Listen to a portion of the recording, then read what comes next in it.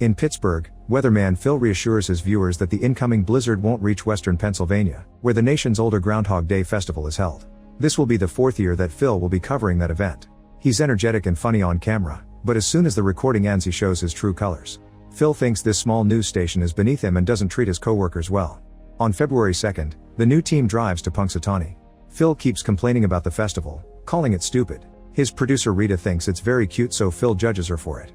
When they arrive at the hotel, Phil immediately announces that he can't stay there. He slept there 2 years ago and hated it. However, Rita anticipated this and booked him a bed and breakfast. When she asks him to join them for dinner, Phil says no and insults the way they eat before leaving. Then Rita and cameraman Larry mock him attitude. The next morning, a bedside clock strikes 6 with the song "I Got You Babe." Phil gets ready for work while ignoring the radio hosts, who say that the blizzard will come to Punxsutawney. When Phil leaves his room, a man tries to chit-chat about the weather, so Phil gives him a sarcastic answer to get rid of him. In the dining room, the manager tries to chit-chat too and mentions the blizzard. Phil gives her a whole weather presentation with his most sarcastic and annoyed tone, making the mood very awkward. The manager is still nice and wonders if he'll check out today, so he answers that there's a 100% chance of him leaving. Outside, a homeless man is asking for change and Phil only pretends to search his pockets without the intention of giving him anything. At that moment Phil is approached by a very enthusiastic man who greets him like an old friend, but he doesn't recognize him. His name is Ned and they went to school together. He talks a lot, so Phil tries to walk away, but Ned follows him and keeps on rambling. When Ned tries to escape by crossing the street, he steps on a puddle. At the festival, Rita is having a great time, but Phil complains as soon as he arrives. They start their report and Phil explains how the ritual works for the camera. If the groundhog sees his shadow and returns to his hole, there'll be 6 more weeks of winter. If he doesn't, they'll have an early spring. The hosts grab the groundhog and pretend to talk to him to then announce that they'll have more winter, causing the crowd to boo. Phil turns the camera again and makes a sarcastic comment on how exciting the day has been. Rita asks him to try again with a better attitude, but Phil refuses and leaves. When the team tries to go home, they discover that the blizzard has arrived and the highway has been closed. Phil gets angry and goes to argue with the state trooper, refusing to admit his prediction was wrong and calling this weather just a few flakes. The trooper refuses to open the road and sends him back. Afterward, Phil tries to call the weather department, but all the long-distance lines are down. A man accidentally smacks with a snow shovel when he walks by. In the evening, Phil goes to a bar to grab a drink. Rita and Larry show up to ask if he wants to go to the groundhog dinner, but Phil insults them and chooses to be alone in his room. When Phil tries to shower, he finds the water extremely cold and his mood gets worse. The next morning, the clock strikes 6 again with the same song and the radio hosts say the blizzard is coming. When they mention the festival, Phil gets confused and looks out the window. There are no signs of the blizzard, which confuses him even more. As he leaves the room, the same man tries to chit-chat about the weather, so Phil pushes him against the wall and wonders if this is a prank. He asks the date and the man says it's February 2nd, which makes no sense. In the dining room, the manager also asks the same weather question, so Phil calls it déjà vu. When she asks if he's checking out today, he answers that there's an 80% chance of him leaving. Outside, Phil sees all the locals going to the festival. The homeless man is in the same corner and Ned approaches Phil again with exactly the same words. This time Phil remembers his name and says he isn't feeling well before running, only to step on the same puddle. When Phil arrives at the festival, he asks Rita to slap him, which she gladly does. He tells her he's having a weird problem and that they need to talk, but Rita wants to finish the job first. Phil does the presentation and the groundhog's result is the same, so Phil leaves without finishing the report. Back in his room, Phil ends up in a cold shower again. Then he tries to make a call, but the blizzard has arrived and the long-distance lines aren't working. Before going to bed, he breaks a pencil and leaves it on the nightstand. The next morning, the clock strikes 6 with the same song. Phil immediately checks the pencil and finds it in one piece. He rushes out of the room, ignoring the man and the manager asking the same questions to quickly go outside. On the street, he ignores the homeless man and pushes Ned, stepping on the poodle as he escapes. At the festival, Phil tells Rita that he won't do the report because he's already done it twice and leaves without another word. Later they meet at a diner and are startled by a waitress dropping the dishes. Phil explains to Rita that he's reliving the same day over and over, but Rita doesn't believe him and thinks he should get his head examined. When Larry says it's time to go, Phil tells him that the roads are closed and he was wrong about the blizzard. Afterward, Phil sees a doctor, who runs a bunch of tests but finds nothing wrong. Next he sees a psychologist, who has no way to help him either. Later he goes to a bowling alley to drink with 2 locals and complain about the situation, wondering why he couldn't be reliving a nicer day. Since the guys are very drunk, Phil volunteers to drive them home. He asks them what they'd do if there was no tomorrow, so they say they'd do whatever they wanted because there are no consequences. Excited by this idea, Phil runs over a mailbox, so a police car starts following them. Phil just makes a sudden turn and the police have to dodge him, so they end up crashing into some trash cans. Then Phil takes the car to the train tracks and the cops keep following them. A train appears in front of them, so Phil makes another quick turn, avoiding it just in time. He laughs as he announces he won't follow the rules anymore. When more police cars appear, Phil makes the car run over a groundhog decoration. An officer immediately comes to the window and Phil pretends to order fast food from him. Minutes later, he's locked up in a cell. The next morning, Phil wakes up at 6 back in his bed. This time he's excited about the day and quotes all the lines from the radio. In the dining room, he asks the manager if the cops are looking for him, and when she answers no, he kisses her. He also asks her to hold his room for an extra day. On the street, he says no to the homeless man without pretenses and punches Ned in the face.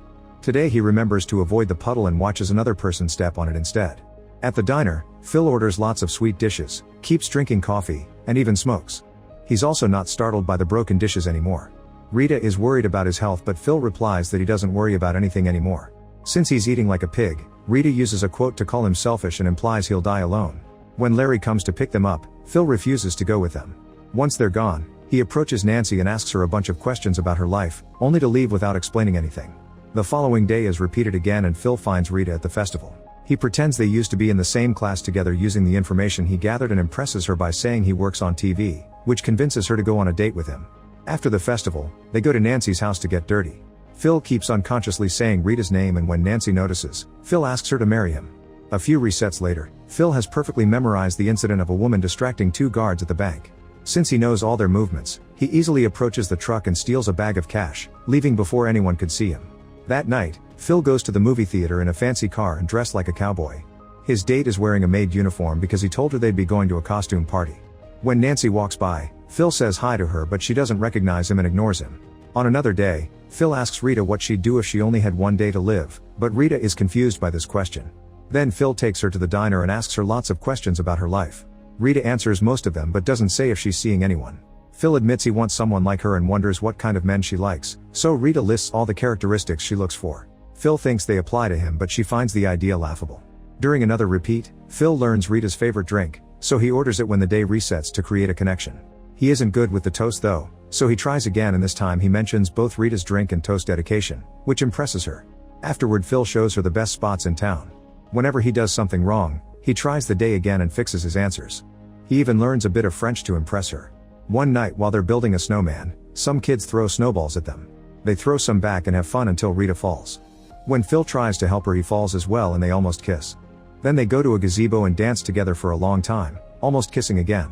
On the way to the bed and breakfast, Rita admits that today was the perfect day. Phil brings her inside and they start kissing on the couch, but Rita says she can't stay tonight and promises to see him tomorrow. Desperate not to lose her in the reset, Phil won't let her go and keeps kissing her, even saying that he loves her. Since they still barely know each other, Rita freaks out and realizes that today was only a setup to get her into bed, guessing he called her friends to learn all her favorites. She thinks Phil will never love anyone because he loves himself too much and slaps him before leaving. Afterward, Phil tries the date with Rita several times, but the night always ends with her slapping him and leaving. Eventually he gives up and goes to the festival in an awful mood. During the next reset, he stays inside to drink and watch TV, annoying all the other guests because he knows all the answers to the questions in a game show. As the day continues to reset, Phil's mood gets worse. Sometimes he goes to the festival and says horrible things for the camera, other times he breaks the clock. One day during his report, he mentions that winter can never end as long as the groundhog keeps seeing his shadow. This makes him think that his loop won't end until he stops the groundhog. After the festival, Phil kisses Rita's cheek and asks her to remember that they had a beautiful day once. Then he waits until the hosts are distracted and jumps into their truck to drive it away with the groundhog on his lap. The police immediately start chasing him, and Rita and Larry follow them in the van.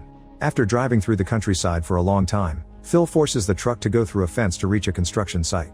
His co-workers and the cops watch in shock as Phil drives toward the cliff and the truck falls, landing with an explosion. However, Phil doesn't die, he just wakes up in bed at 6 again. Refusing to give up, he starts trying different methods to self-delete, like a toaster in the bathtub, walking into traffic, and jumping off a building. Sometimes Rita and Larry have to identify the body. Eventually Phil gets tired of this and decides to tell Rita the truth, calling himself a god. Obviously Rita doesn't believe him, so he drags her around the diner and tells her personal information about every person there. When Rita calls it a trick, Phil predicts the falling dishes. Now Rita is worried and wonders if he knows everything about her too. Phil lists a lot of details about her and writes down a sentence, which is exactly what Larry says when he comes to pick them up. Rita finally believes him and says she'll spend the day with him just to see what happens. In the evening, the duo is in Phil's room throwing cards at a hat. He's done this so many times that he has perfect aim. Phil is sad that tomorrow Rita will forget about this and think he's a jerk again, but Rita thinks he should see this as a blessing and not a curse. She wants to wait until 6 to see what happens, however she ends up falling asleep cuddling him. Phil kisses her cheek and says how much he loves her.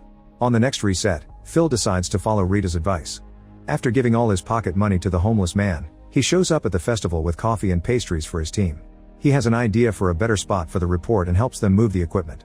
Once his job is done, he starts doing more intellectual things like reading thick books and learning to play the piano. In the morning, Phil is more friendly with the guy in the corridor and even chats back. He continues to take up hobbies, and thanks to all the repetition, he becomes a great piano player and learns how to make beautiful ice sculptures. The next time he sees Ned, he hugs him and says he missed him, so Ned runs away in fear. One night, he sees the homeless man shivering on the street and takes him to the hospital. Unfortunately, the old man dies anyway. Phil is determined to fix it, so during the next reset, he finds the man early and takes him to the diner to feed him. Sadly, the man drops still dead when they leave. The next day during the festival, Phil gives a beautiful speech to deal with his grief, which is admired by everyone. Rita asks him if he wants to grab a cup of coffee, but he turns her down because he has some errands to take care of. Then he runs to a tree down the street and catches a falling kid just in time. This is how Phil spends the repetitions from now on, helping people. He changes the tire of some old lady's car, gives the Heimlich maneuver to a man choking on his steak, lights Nancy's cigarette, and plays the piano at a party with a band. Rita is attending this party and is impressed by Phil again. When Phil has a break, he dances with Rita, but they keep getting interrupted by all the people who Phil helped coming to thank him. The host announces they're doing a bachelor auction for charity, so Phil volunteers as a bachelor. All the women are fighting over him and Rita has to offer almost $400 to win. Larry also volunteers, but nobody is interested, and an old woman ends up getting him for 25 cents. Afterward, Phil takes Rita outside and makes an ice sculpture of her, which she thinks is beautiful. Phil says that no matter what happens tomorrow, he's happy now because he loves her. Rita admits she's happy too and they kiss. The next morning, the clock strikes at 6 with the same song. Phil is annoyed until Rita moves to turn it off, which means the day has finally changed. Still a bit unsure, he asks Rita about yesterday and she mentions the auction while they share some kisses. Then Phil checks the window and sees all the snow from the blizzard. Feeling incredibly happy, Phil gets back in bed to celebrate with Rita. Moments later, the new couple comes out and Phil concludes they should move to this town together. Make sure to subscribe and turn on notifications so you can watch more videos like this. Thanks for watching.